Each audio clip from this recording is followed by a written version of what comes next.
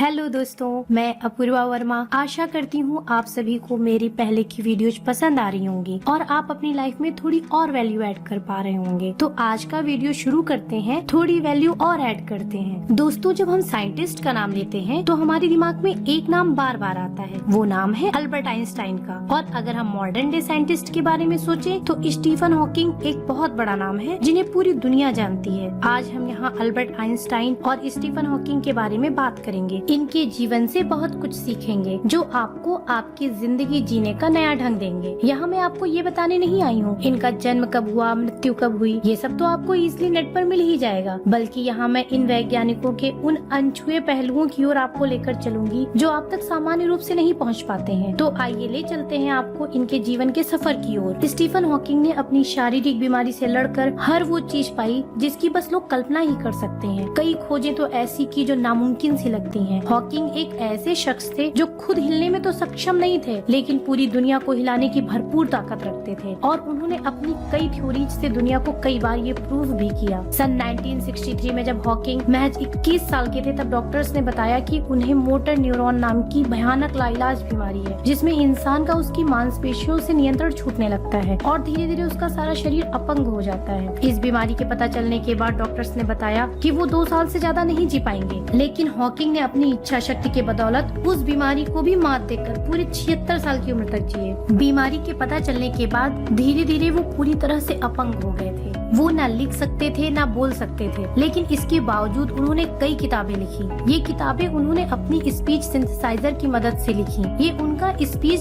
Generating device था जिसकी मदद से वो अपने गाल की मांसपेशियों की कंपन द्वारा शब्दों को टाइप करते थे। हॉकिंग पूरी तरह अपंग होने के बावजूद भी इस डिवाइस की मदद से लोगों से बात कर पाते थे। वैसे तो स्टीफन हॉकिंग साइंटिफिक कम्युनिटी में पहले से ही काफी फेमस थे, लेकिन वास्तव में वो आम लोगों की अटेंशन में तब आए जब 1988 में उनकी science book a brief history of time publish हुई। इस बुक ने पूरी दुनिया में तहलका मचा दिया। ये अपने समय की सबसे ज्यादा बिकने वाली बुक बनी। 150 हफ्तों तक न्यूयॉर्क टाइम्स बेस्टसेलर लिस्ट में रही और सारी रिकॉर्ड्स तोड़ते हुए 273 हफ्तों तक British Sunday times bestseller list में रही। इस बुक की 1 करोड़ से भी ज्यादा कॉपीज बिक चुकी हैं। प्रोफेसर हॉकिंग कहते थे कि उन्होंने हमेशा से ये सपना देखा था कि वो साइंस पर कोई ऐसी बुक लिखेंगे जिसे आम लोग भी आसानी से समझ पाएं। वे कहते हैं कि a brief history of time पर उनका ये सपना पूरा हुआ। हॉकिंग की ये बुक कॉस्मोलॉजी पर है और इसमें इन्होंने बिग बैंग और ब्लैक होल्स जैसे विषयों पर लिखा है। ये बुक 40 भाषाओं में उपलब्ध है। स्टीफन हॉकिंग मानते थे कि हमारी दुनिया से अलग दूसरे ग्रहों पर भी जीव हो सकते हैं। उन्होंने एक बार कहा था कि इस अनंत ब्रह्मांड को देखते हुए ये लगता है कि एलियंस सचमुच होंगे, लेकिन हमें उनसे संपर्क करने की कोशिश नहीं करनी चाहिए। ये हमारे लिए खतरनाक साबित हो सकते हैं। स्टीफन हॉकिंग ने चेतावनी देते हुए कहा था कि अगर एलियंस हमारी दुनिया में आते हैं तो नतीजा कुछ ऐसा होगा जैसा कि तब हुआ था जब कोलंबस अमेरिका की धरती पर उतरा था। कोलंबस का अमेरिका पहुंचना अमेरिका के लोगों के लिए नुकसानदायक साबित हुआ था। बीबीसी को दिए एक इंटरव्यू में हॉकिंग ने कहा था कि स्पेस में ट्रेवल करने की उनकी लंबे अरसे से ख्वाहिश है। 2007 में उनकी ये ख्वाहिश तब पूरी हुई जब साइंटिस्ट उन्हें एक स्पेस शटल में ले गए और वहाँ हॉकिंग को जीरो ग्रेविटी का अनुभव कराया गया। प्रोफेसर हॉकिंग लगभग 4 मिनट तक वेटलेस रहे। स्टीफन हॉकिंग ने दुनिया के अंत के बारे में बात करते हुए ये कहा था कि artificial intelligence, AI,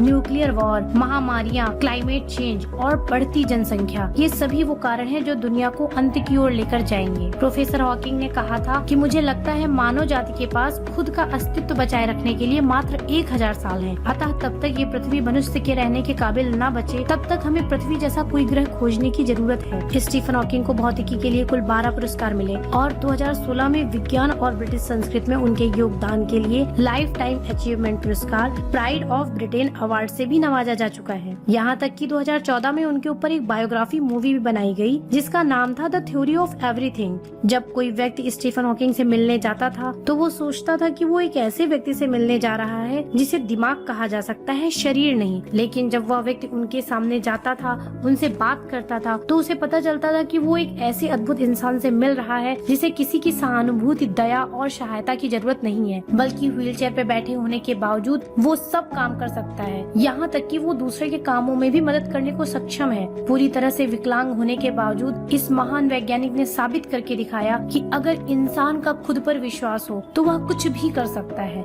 Stephen Hawking ने दुनिया को बता दिया, अपंगता तन से होती है, मन से नहीं। इसी क्रम में आगे अब हम अल्बर्ट आइंस्टाइन के बारे में जानेंगे। क्या आपको पता है कि आइंस्टाइन के जन्म दिवस 14 मार्च को पूरी दुनिया जीनियस डे के रूप में मनाती है? लेकिन दोस्तों, अल्बर्ट आइंस्टाइन का मानना था कि प्रत्येक इंसान जिसने धरती पर जन्म लिया है वो जीनियस है। लेकिन यदि आप किसी मछली को उसके पेड़ पर चढ़ने की योग्यता से जज करोगे तो वो अपनी पूरी जिंदगी यह सोचकर जिएगी कि वो मूर्ख है। दोस्तों, वो हमेशा कहते थे कि मेरे अंदर कोई खास गुण नहीं है, मैं तो केवल एक ऐसा व्यक्ति हूँ जिसमें जिज्ञासा कूट-कूट कर भरी हुई है। लेकिन आपको यह जानकर हैरानी होगी कि अल्बर्ट आइंस्टाइन हमेशा से इतने बुद्धिमान नहीं थे, बल्कि इनका तो बचपन से ही स्कूल में पढ़ाई में मन नहीं लगता था। स्कूल लाइफ में आइंस्टाइन को मंदबुद्धि बच्चों में गिना जाता था। वे गणित और विज्ञान के अलावा सभी सब्जेक्ट्स में फेल हो जाते थे। बार बार मंदबुद्धि बोले जाने के कारण आइंस्टाइन को लगने लगा था कि अभी तक उनकी बुद्धि का विकास नहीं हुआ है। एक दिन उन्होंने अपने एक टीचर से पूछा कि मैं अपनी बुद्धि का विकास कैसे कर सकता हूँ, और इस सवाल पर टीचर ने एक लाइन में कहा, अभ्यास ही सफलता का मूल मंत्र है। उस दिन से अल्बर्ट ने दृढ़ निश्चय कर लिया कि अभ्यास के बल पर वो एक दिन सबसे आगे बढ़कर दिखाएंगे।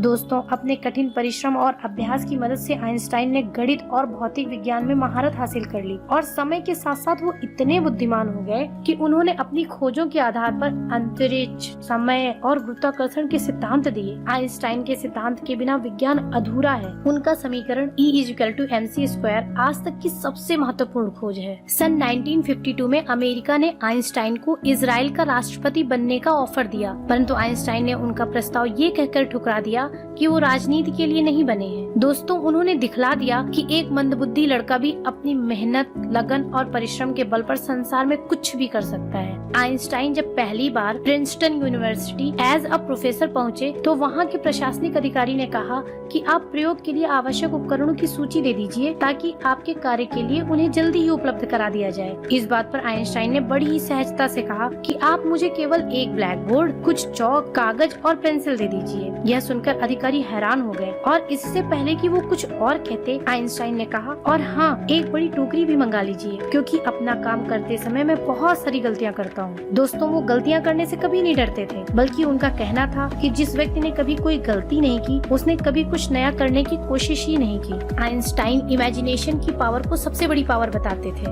आइंस्टाइन कहते थे, यदि आप चाहते हैं कि आपके बच्चे बुद्धिमान हो तो उन्हें परियों की कहानियाँ सुनाएं। यदि आप चाहते हैं कि वे और भी बुद्धिमान हो तो उन्हें और भी परियों की कहानियाँ सुनाएं। वो कहते थे, कल्पना ज्ञान से ज्यादा महत्वपूर्ण है। आइंस्टाइन कहते थे, जिंदगी साइकिल चलाने की तरह है, अपना बैलेंस बनाए रखने के लिए आपको चलते रहना होता है। एक जहाज हमेशा किनारे पर सुरक्षित रहता है, लेकिन वो इसलिए नहीं बना होता है। लास्ट में मैं बस इतना कहूंगी, हम अगर सीखना चाहें तो चींटी से भी बहुत कुछ सीख सकते हैं। तो अगर इस वीडियो ने आपकी थोड़ी सी जानकारी बढ़ाई हो तो प्लीज लाइक एंड सब्सक्राइब करिए। फिर मिलेंगे अगली वीडियो में, तब तक खुश रहिए, खुशियाँ बांटते रहिए। जय हिंद।